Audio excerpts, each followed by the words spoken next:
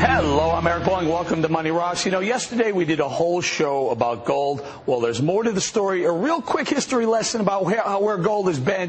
1880 to 1933, the U.S. currency was on what was called the gold standard. That means every paper currency that we held was tied to a piece of gold. FDR killed that in 1933. 1944, Bretton Woods Agreement fixed the price of gold. It also fixed a basket of world currencies tied to that gold price. And guess what happened? Everyone around the world started hoarding gold. We were quickly running out of gold. So in 1971, President Nixon nixed any ties to the gold standard. Why is gold precious? A couple of reasons. Number one, jewelry demand, investment demand, and this one right here, guys, the fear, the perception of what is to come. Give me that full screen. Here's where the demand comes from for gold. Here's all the gold ever mined by humans in the world, only 163,000 metric tons. That would fit under the Eiffel Tower. 51% of it is in jewelry, 18% official sector. That means governments holding gold, 17% investment, 12% industrial, and this one, the 2% unaccounted for. That brings us to today, in a situation where people are flocking to gold and leaving the dollar. What does that say about the status of our currency? What does it say about the status of our country? What if people no longer had faith in paper money and carried around anything but dollar bills in their pocket? Congressman Ron Paul of Texas has been asking these tough questions longer than anyone on Capitol Hill. He thinks the answer lies in a Federal Reserve that is spiraling out of control. He joins us from Washington, D.C. Thanks for joining us, Congressman. You've been talking about eliminating the Fed for a long time. That means eliminating the Fed printing presses. But then, sir, how do we pay for all the spending? Well, you have to ask, how did we pay for it before 1913? You have to pay your bills by spending less money. You can't have a welfare state. You can't police the world. You can't have a warfare state. So the role of government has to change. But if you want big government, you have to have a Federal Reserve. And just think of what's happened since 1913. I mean, we have had tremendous increase in government, and it really exploded after 1971. You know, before 1971, we had less than $1 billion measured by M3. Today, it's over $14 trillion. And the price of gold is not going up. It's just the dollar is being devalued. And some people have this silly notion that a weak currency is good. And that's all our federal government does. And even Bernanke admits he wants inflation. He's looking for it because that's the way you pay your debt down. That's how you default on sovereign debt. So to me, it's wicked because the people, you know, get cheated. They get cheated out of their savings. They get low interest rates. So it's a wicked system, and it was never meant to be, and it's coming to an end. And that's what people have to realize. Well, Congressman, I think you're alluding to when you say that's how you pay your debt. If you were to print a bunch of $100 bills and people held on to them under their mattress, eventually those $100 bills would be worth less and less, and therefore there's less of a commitment by the government. But here's the question, sir. We need a currency. What do? We're still going to need dollars. I still have to, go to the corner and hail a cab and pay with a 20 instead of a 5 that I may have done 20 years ago. Yeah.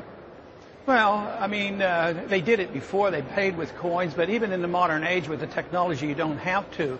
I mean, there are exchange-traded funds now. You can exchange gold over the internet. So yes, there would be substitutes, and there could be certificates. We had gold certificates.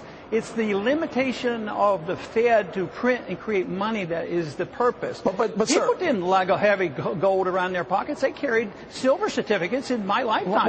What's the difference? So there's the question. What's the difference between a silver certificate and a $100 bill with a Benjamin's stamped on the front? A big difference. The big difference is they can't print a silver certificate without having the silver. So it restrains the monetary authorities. It restrains the counterfeiters. It restrains those people who want big government. See, conservatives want big government for some reasons. Liberals want it for other reasons. But they work hand in hand. They work together because they both brought about the Fed. They like the Fed to monetize debt. That's the purpose of the Fed. But they get us into trouble. Over these many decades, the Fed has gotten credit for the good times, and when we had a recession, they always got credit for getting us out.